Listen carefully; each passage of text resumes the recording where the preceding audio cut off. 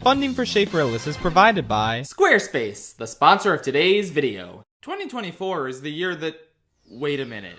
This is monumental. I've been ranking my favorite video games of the year for 5 years now, and I've always opened the video up by talking about what Sonic has been up to this year. It's a running gag. But this is actually the year. A Sonic game made my top 10 for the first time ever. Guys, this is huge. This is what it's all been leading towards. Finally, at long last. Okay, before we get to that though, what else happened this year? Thousand Year Door was great, but it really is just the original in HD, so I didn't want to include it. I got 20 hours into Mario and Luigi Brothership.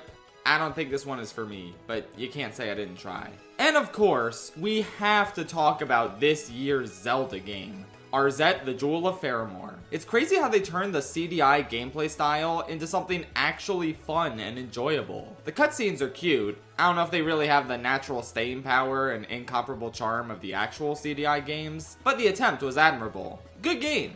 Echoes of Wisdom was fine. I didn't like how limiting combat became, since the best strategy is just to constantly summon enemies to do the fighting for you. I kinda just wish I had a sword the whole time. Exploration was fun. Story and characters were mostly whatever, aside from one neat lore revelation. Go play Link Between Worlds. Oh yeah, while we're on the subject, I'm doing a favorite Zelda character poll, just like the Mario one I held. So you can go to the link in the description or the link on my community tab in order to vote in it. Make your voice heard. Thank Goodness You're Here is a delightful short little romp with quirky British humor everywhere. It didn't make me laugh out loud at any points, but it did make me smile more often than not, which is worth something. Shout out to the Shrek Power Wash Simulator DLC. That rocked. I'm shocked we don't get more Power Wash crossovers. Like, Star Wars would go hard as hell. 2024 was the year I became truly enamored with Ace Attorney. I loved the original trilogy, but playing the Apollo Justice trilogy and Investigations duology, thanks to these re-releases, was so wonderful. I could put Investigations 2 on the list proper, since it's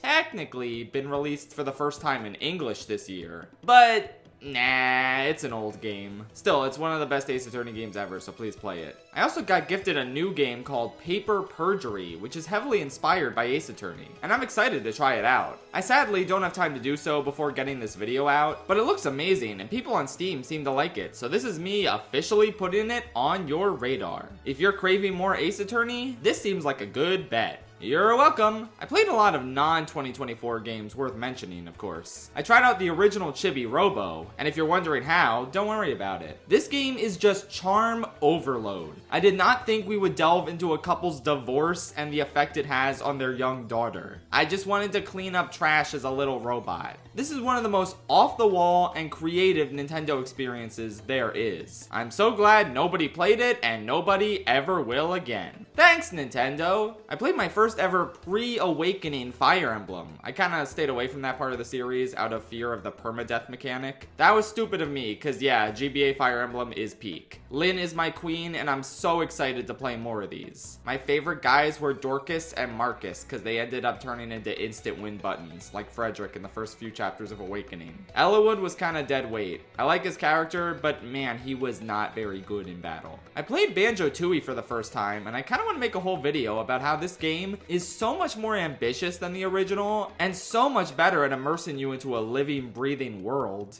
And yet it's also kind of a bloated nightmare to actually play at times. I don't think I've ever been more conflicted about a video game, in all honesty. Finally, listen up, because I have a really important recommendation for you. Tux and Fanny, the video game based on the free movie/series of shorts that you can watch right now on YouTube. Again, for free. This is one of the most charming, cozy, yet subtly powerful and introspective series I've ever come across. And the video game that allows you to explore Tux and Fanny's world at your own pace is probably my favorite experience with anything Tux and Fanny related. It's a point-and-click adventure where you find items in different areas to progress, but there are so many unique surprises to be found on top of that. A staggering number of fully featured and addictive minigames, a ton of hilarious and profound moments. You can play as a flea searching for a new home for his people, carrying all of the hopes and dreams of those he's known and lost. And all of this for only $10, which is a really good value for how surprisingly expansive the game is. I'm telling you all this because I talked to the creator of Tooks and Fanny, Albert Burney, and he said he'd love to make a sequel if the game gets a larger fan base that would make a sequel financially viable. Guys, please, I don't ask you for a lot, but oh my god, I would love nothing more than to play another Tooks and Fanny game. Please buy it, tell your friends about it, just spread the word about Tooks and Fanny. $10 is a steal for a game like this. And if you're not sure about it, watch the Tooks and Fanny shorts, or the movie that compiles all of them together. Get a taste of this universe's unique tone. And if you want more of them, trust me when I say the game is even better. Please tell everyone you know about Tooks and Fanny. This is one of my favorite things ever now. I'm genuinely so obsessed, and you will be too. Okay, now for the actual countdown or whatever. Number 11, Squarespace. I know that's not a video game, but I feel compelled to talk about it anyway. Squarespace is an amazing online website builder that enables you to create beautiful websites for your business or personal hobby. You can utilize their new design intelligence features to build an amazing, more personalized website tailored to your unique needs, allowing you to create your own digital identity you can use across your entire online presence. Squarespace makes it easy to sell all sorts of things like online courses, blogs, videos, and memberships. Put your content behind a paywall to get recurring revenue. Simply set the price and choose whether to charge a one-time fee or subscription for access. Plus, you can easily manage all your payments in one place with Squarespace Payments. It's super quick and easy. You can get started in just a few clicks and start receiving payments right away. Your customers can use tons of popular payment methods like Klarna, ACH Direct Debit in the US, Apple Pay, Afterpay in the US and Canada, and ClearPay in the UK. Check out squarespace.com for a free trial. And when you're ready to launch, go to squarespace.com/jfrillis to save 10% off your first purchase of a website or domain. Alright, you guys know I like video game Donsley, but when he said he was gonna start publishing games, I was like, Donsley, Bubby, that's cool that you want to use your Gex money to fund people's indie games, but I'm not convinced this will work out for you, my guy. Then he published a legit Game of the Year contender, and I was like, oh, okay, maybe I shouldn't have doubted the only other guy besides me to say Pikmin 4 was the best game of last year. Animal Well is Billy Basso's brainchild. Another staggering example of a singular vision standing toe-to-toe with the triplest of AAA games. The art style is vibrant and ridiculously eye-pleasing, while also doing its best to obfuscate so many fun-to-find environmental secrets. Acquiring cute new toys and figuring out staggeringly creative uses for them is wonderful. And there are some tense and terrifying sequences that really took me off guard. I'm not a huge Metroidvania guy, I prefer knowing where I'm going with an interesting goal to nudge me along. But that's really the only thing holding this back on my personal list this year. It's one of the most high-quality gaming experiences for any genre in 2024. Number 9. Indiana Jones and the Great Circle is the best Indiana Jones movie since 1989. The writing is so on point, capturing the inherent coolness, but also the goofy slapstick of the original trilogy super well. Indy's character in particular is just so well handled here. Troy Baker scarily nails the voice, and he just feels so consistent with his Raiders self. Just hell yeah, brother, you have no idea how good this feels. Indiana Jones really needed a W. I was skeptical about the first-person camera, considering how, if I were making this game, I would want you to see the iconic jacket and fedora at all times. But you actually do see it enough during climbing bits and cutscenes, so it honestly worked out. The gameplay isn't anything mind-blowingly new, it's pretty typical AAA stuff, but it's damn fun regardless. Exploring Cairo and Thailand is a blast, and whacking Nazis with whatever unconventional weapon you can get your hands on is just so great. The story is very good, but a little familiar, which is fair enough. I'm really hoping that a potential sequel will take the Temple of Doom approach, and have Indy fight literally anyone but Nazis again. But for the first indie game of its kind, this is a good way to start with fun biblical connections and goofy, hateable villains. So overall, not quite as good as LEGO Indiana Jones. Number 8. I never got to play Pizza Tower last year because it was only on PC, and all I have is a Mac. Then it came to Switch, and yeah, it's peak. I played it and absolutely loved it. But with that said, it's still a 2023 game, and I cannot in good conscience put it on this list. Well, thank God we got 2 Wario Land cakes, am I right? Anton Blast is in fact a 2024 game, and one of the year's best at that. It took me a little bit to jive with the game's crude humor, and I kinda had a headache the night I started playing it, which, yeah, this is not a good game to play when you have a headache. There is so much going on screen at any given time. But after getting into this game's groove, oh man, is it such a blast. Movement is so fun, the animations are ridiculously expressive, the platforming is satisfying, the boss fights are challenging, yet rad as hell. Sometimes the happy hour segments can be a little frustrating due to lack of checkpoints. But overall, this is a staggeringly fun and creative game. It's so cool to see developers keeping the legacy of Wario Land alive and making games so expressive and filled with personality that I don't think Nintendo, in all of their somewhat sanitized safeness, could top them even if they tried. Did I mention that the plot of this game is Satan wants to be the reddest guy, but the main character Anton is redder than him, so Satan wants to get him and drain him of his redness. As far as video game plots go, I give that a triple S+ tier. Woo! This is it, baby! Shadow Generations. Peak right here. I think this is my favorite 3D Sonic game. I've only played Sonic Generations, Colors, and Frontiers, so take that with a grain of salt maybe. But yeah, these levels are simply outstanding. Shadow's abilities rule, the hub is fun to navigate, I just love Radical Highway, the bosses are fun, Shadow is maybe the coolest character in fiction. I don't really have a whole lot to say. I was just blown away by how consistently fun this experience was. Even playing it alongside Sonic Generations, I can't really describe why, but the Shadow levels are just better to me. I mean, at least I beat the Shadow Generations final boss. I gave up on the Sonic one. Why is it like that? Also, it was very funny that Big the Cat and Eggman's 2 robot sidekicks were in this game. Like, they just ran out of characters who weren't already in Sonic Generations, so, these guys, sure. They have enough to do with Shadow, totally. At that point, you might as well put fucking Wario in there, since they met at the Olympics. Oh well, fun game. And this is only like the 4th best Sega published game this year. I think I'm a Sega fan now, guys. Number 6. Truth be told, I have a lot of mixed thoughts about Persona 3 Reload. I do not think it captured the mood and tone of the original Persona 3 all that well. And I'm baffled by the decision to render some pivotal scenes in-engine instead of giving them animated cutscenes. Combat is very fun, but it definitely loses a lot of the original's unique feel in favor of a system that isn't identical to 5's, but maybe veers a little too similarly to it. And yeah, the dorm is way too overlit. I don't think that's a petty complaint at all. It's a real detriment to the mood in pivotal scenes. Overall though, I feel like there's enough advantages to make this my favorite iteration of Persona 3 to date, even if it's not the definitive one in every category. I really never could stand Tartarus originally,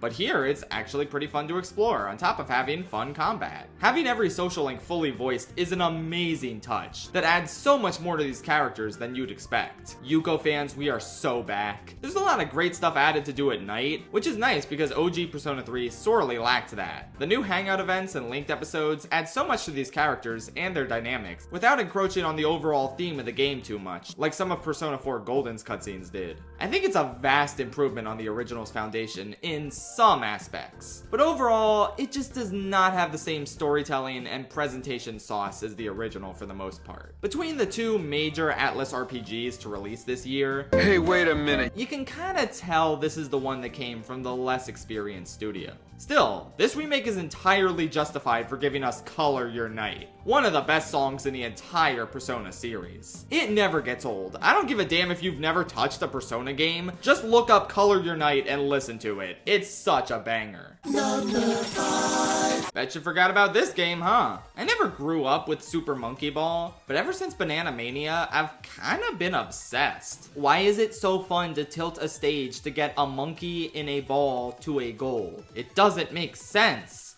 Compels me though. Super Monkey Ball Banana Rumble is the first fully new installment in I don't even know how long. Seriously, I don't. I'm looking at this timeline and I have no idea what's original and what's a remake. Again, I just hopped on with Banana Mania. I'm a fake fan. Anyway, yeah, this is one of the most pure, fun gaming experiences I've had all year. The stages are intricate and satisfying. The physics are solid. You can play as Sonic, Godzilla, or Hatsune Miku with the DLC. I dare you to tell me this isn't the greatest gaming experience of 2024, aside from everything I have ranked above it.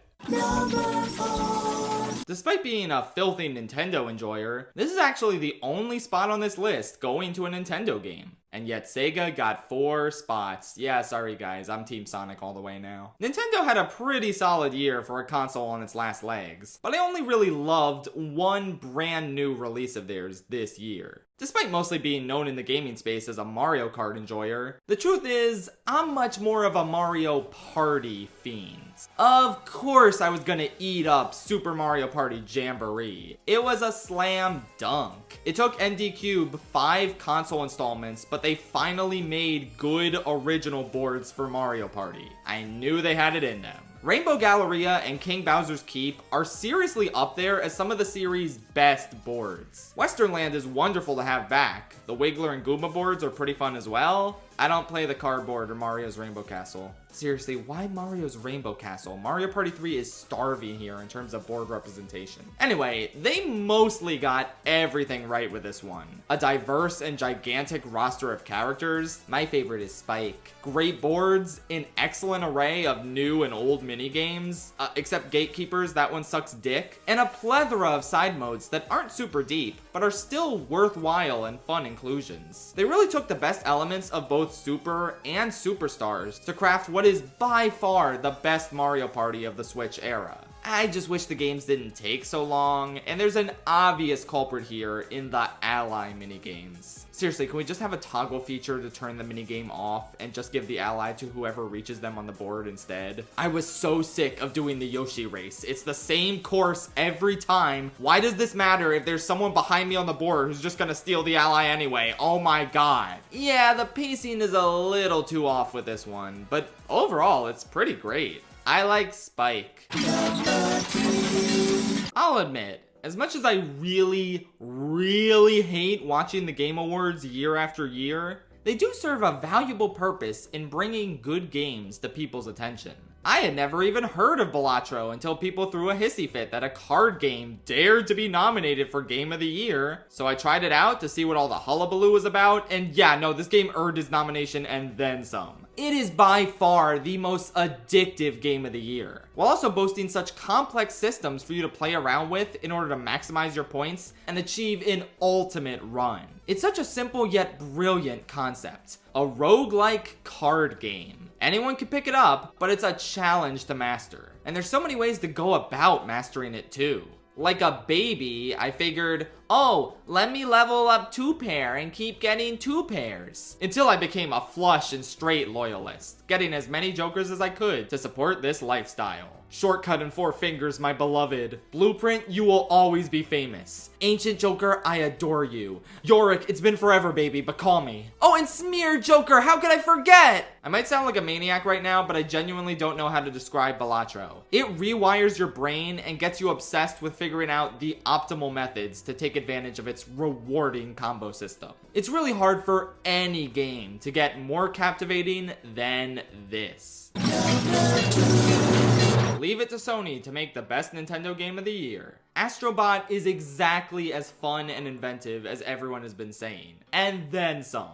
Everyone calling it Super Mario Galaxy 3 though is wrong. It's very clearly Kirby and the Forgotten Land 2. You rescue bots just like the Waddle Dees. The layout of the levels is pretty similar. There are smaller challenge levels in both. The transformations in this are like the mouthful abilities. In order to truly appreciate my second favorite game of 2024, you gotta play my second favorite game of 2022, okay? Anyway, yeah, Astrobot, fantastic. Even without all the awesome references celebrating Sony's entire history, this game just feels like a celebration of video games as a medium. It's a good old-fashioned burst of constant, never-ending fun that reminds you why you love video games in general. Exploring the levels is so fun. Platforming is so fun. Movement is so fun. Oh my god, the fact that you can kill enemies by flying over them with your laser feet, just a little touch like that adds up so much over the course of the game and makes the entire package so much more fun to play.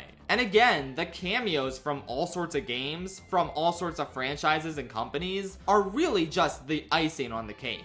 The Persona, Metal Gear, Katamari, Gex, etc. references really put a huge smile on my face. And don't even get me started on the levels themed after various games. When they reference that rock formation in the God of War level that you go through in every AAA game, that's how I knew this was Game of the Year material. I really thought this would be the most uncontroversial winner at the Game Awards in years, but never underestimate gamers, I guess.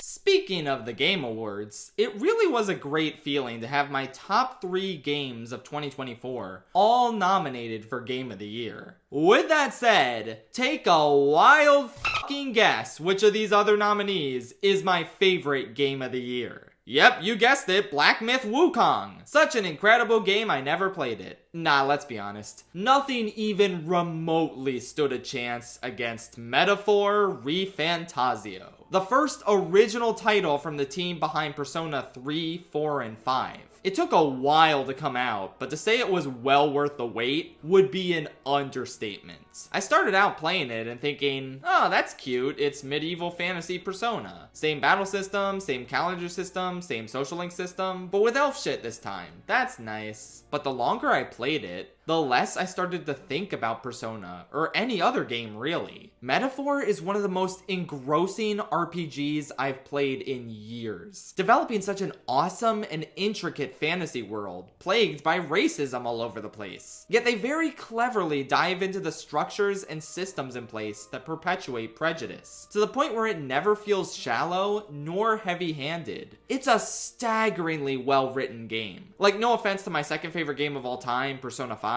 but the character writing here just feels a lot better and more consistent. It's hard to think of a single bad social link in this one, and the story has a lot of really cool twists and turns in it. Though there is this one part of the game where they pile like 3 different major twists on top of each other, and that's really the only major problem with the game. It really smells like cut content there. Anyway though, the crazy thing is that in every Persona game, I've always preferred the social links and life sim elements over the combat. Here, it's actually reversed, which is crazy because the social link stuff is still great. But oh my god, this is the best combat in any Hashino game by far. The action system is so satisfying. It tickles my brain strategizing how to get the most out of my turn in honestly a pretty similar way to Balatro. And don't even get me started on archetypes. They are so much more fun to play around with than Personas, especially because you can change them for your entire team instead of just the protag. And that's on top of having an endearing and lovable main cast, and one of the greatest villains to come out of any Atlas game. It's really funny that his name is Luis, and the main villain of my #1 game last year is Louis. I think we cracked the code on what you need to do to be my favorite game of the year. Just name your villain some variant of Lou. At the end of the day, Metaphor is an amazing achievement, and Atlas should be beyond proud of its critical and commercial success. I don't quite like it as much as Persona 5 for personal reasons, but it probably is better and way more consistent overall. Undoubtedly my pick for my favorite video game of 2024. Anyway, see you guys for my TV show and movie rankings. Don't get your hopes up that Knuckles will be high on the TV show list. And also I love Sonic 3, but don't get your hopes up about that on my movie list either. I watch a lot of good movies. Good night, Tri-State area.